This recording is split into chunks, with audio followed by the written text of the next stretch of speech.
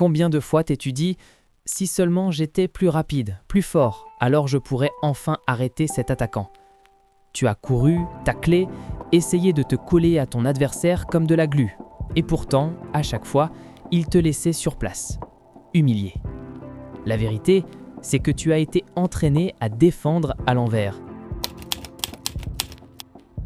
On t'a appris à être un chasseur, à courir après ton adversaire, à le marquer à la culotte, à suivre le ballon partout où il va. Mais regarde ce qui arrive. Tu gaspilles ton énergie, tu ouvres des espaces, tu deviens prévisible. Et pire, tu te fais éliminer sur un simple changement de direction. Les meilleurs défenseurs du monde, ils ne sont pas des chasseurs. Ce sont des architectes de l'espace. Ils ne suivent pas, ils dirigent. La capacité secrète des défenses imprenables n'est pas de coller à ton homme, c'est de savoir où être avant que l'adversaire ne sache où il va.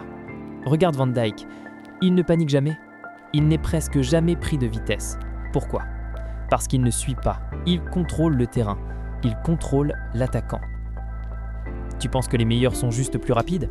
Non, ils savent simplement comment rendre ton attaquant plus lent, comment annuler sa vitesse avant qu'il ne puisse l'utiliser.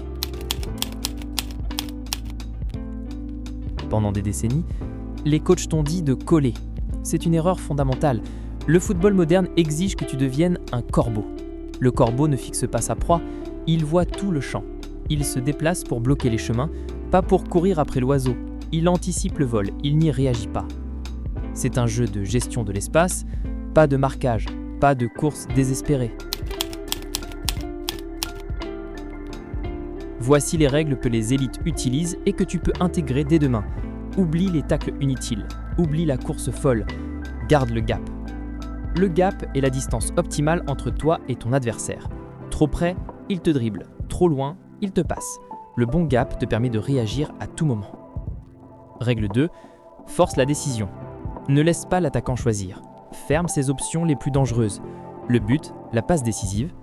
Ton corps est une barrière, tu n'es là pas pour réagir à son dribble, mais pour l'obliger à dribbler où tu veux. Lis la hanche, pas le ballon. Le ballon ment, les pieds peuvent être trompeurs, mais la hanche de ton adversaire, elle te dit où il va vraiment. Regarde la hanche et tu auras un coup d'avance. Recule, guide, puis attaque. Au lieu de te jeter, recule intelligemment. Maintiens le gap, guide-le vers le côté, vers un coéquipier qui arrive. Et seulement quand l'occasion est parfaite, interviens. La patience est ta plus grande arme.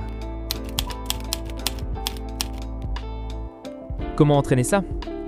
Pas en courant sans but, pas en taclant des cônes, mais avec un exercice simple que les pros perfectionnent dans l'ombre. Trouve un partenaire. Il dribble librement dans un espace restreint. Ton seul objectif, ne jamais te faire dépasser sans jamais tacler ni te jeter. Force-le à s'arrêter, à passer en arrière, à commettre une erreur. Ton corps doit être une ombre, tes yeux des scanners, tes pieds des freins et des accélérateurs subtils. Fais ça 10 minutes par jour, chaque jour. En quelques semaines, tu vas voir le terrain différemment. Tes adversaires qui te laissaient sur place vont se heurter à un mur. Tu ne seras plus un défenseur qui réagit, tu seras un défenseur qui contrôle, qui dicte le jeu, qui inspire la peur chez l'attaquant. Tes coéquipiers te feront confiance, tes coachs verront un joueur mature, intelligent. Parce que défendre, ce n'est pas être rapide ou brutal, c'est être malin, c'est être un architecte de l'espace. Alors arrête de chasser le ballon, arrête de courir après les ombres. Prends tes chaussures et deviens l'architecte de ta défense. Parce que le meilleur défenseur n'est pas celui qui court le plus, mais celui qui maîtrise l'espace.